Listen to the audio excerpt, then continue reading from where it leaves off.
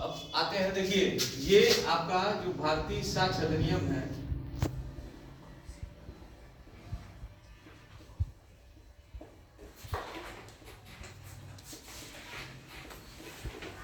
नियम 1872, ठीक है ना, की धारा 7 मैंने बता दिया है कि वे तथ्य जो विवादक तथ्य या सुसंगत तथ्य का, वे तथ्य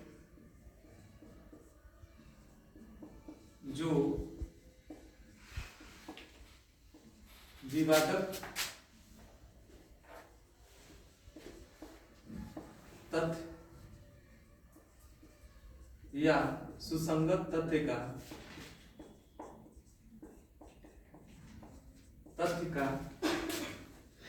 क्या दर्शित करते हो? प्रसंग। बोलिए, क्या दर्शित करते हैं? पहला क्या है? प्रसंग। दूसरा क्या है? हेतुक।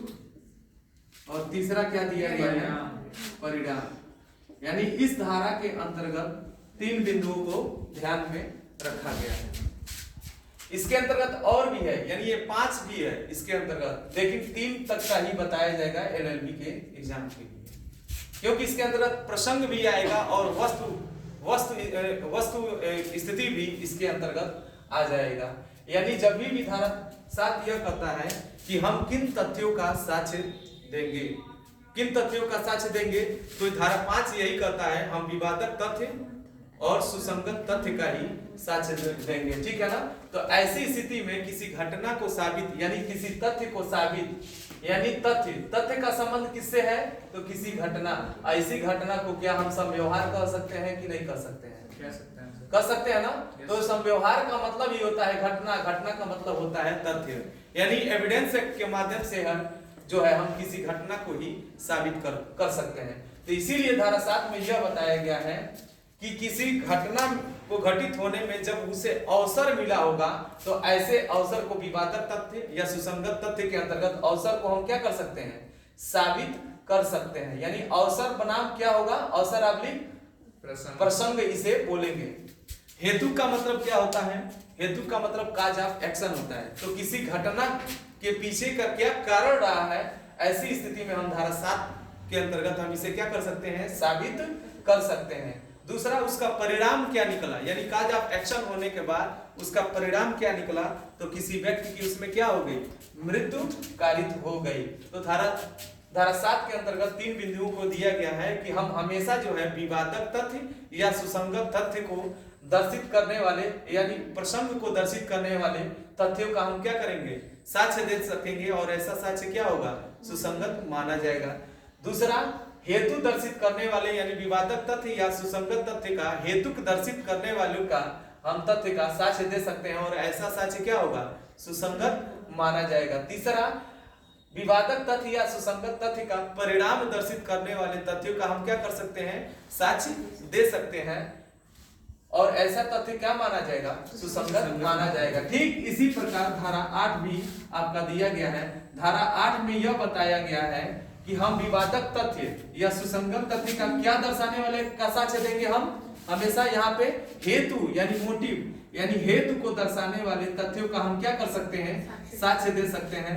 उसी प्रकार जो है हम तैयारी को दर्शाने वाले, ठीक है ना, विवादक तथ्य का या तैयारी को दर्शाने, सुसंगत तथ्य का तैयारी दर्शाने वाले तथ्यों का भी हम क्या करेंगे? साक्ष्य दे सकेंगे। और क्या होगा? पूर्व या पश्चात का आचरण जो है इस दर्शित करने वाले तथ्यों का भी हम साक्ष्य दे सकते हैं। यानी इसके अंतर्गत 8 में यह बताया गया है, यानी हेतु, तैयारी और पूर्व या पश्चात का आचरण दर्शित करने वाले हम तथ्यों का भी एविडेंस दे सकते हैं, और ऐसा तथ्य धारा 8 के अंतर्गत क्या माना जाएगा? सुसंगत माना जाएगा।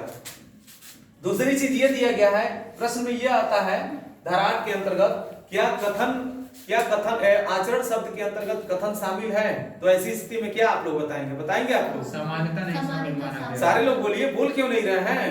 कुछ देना पड़ेगा आप लोग को। सामान्यता नहीं माना जाता है। तो कब माना जाएगा? आचरण शब्द के अंतर्गत कथन कब सुसंगत होगा? कब होगा? जब आचरण के साथ साथ कथन किया गया हो, यानी एक साथ दोनों कार्य किया गया हो, आचरण भी किया गया हो और कथन भी किया गया हो, यानी कार्य ही या तो आपका आचरण है। तो यानी धारा 8 के अंतर्गत जो है हम तथ्यों को क्या कर सकते हैं, साबित कर सकते हैं। यानी पीर बनाम अब्दुल्ला का जो केस है उसी में बताया गया है कि संकेत के माध्यम से अगर उसमें एक व्यक्ति की गला काट के हत्या कर दी जाती है और गवाहों को जब लिस्ट में अभियुक्तों को जब लाया जाता है तो इशारों से कहती है कि उसी ने ही मुझे ये चोट पहुंचाई है जब गला काटा गया था, और फिर उसकी डेथ हो जाती है। ऐसी स्थिति में क्या किया जाता है कि उसको किस साक्ष्य के अंतर्गत, उसे किस धारा के अंतर्गत सुसंगत माना गया है, तो उसे धारा 32 के अंतर्गत सुसंगत माना गया है, न कि धारा 8 के अंतर्गत, यानी आचरण शब्द के अंतर्गत उसे नहीं माना गया है, क्योंकि आचरण शब्द के साथ साथ उसने क्या किया है, कथन उसने नहीं किया है। ठीक है ना, तो ऐसी स्थिति में वो धारा किसके अंतर्गत जाएगा, तो धारा 32 के अंतर्गत सुसंगत माना जाएगा। अब बाकी आप लोगों को हम नोट्स लिखवा ही दिए हैं और डिटेल पढ़ा ही रहे हैं और सबको इसकी सूचना हो ही चुकी है। बस ये थोड़ा सा एक वीडियो बस जानकारी देने के लिए बच्चों को ये बताया हूं कि हल्का सा ये मेरा डेमो है।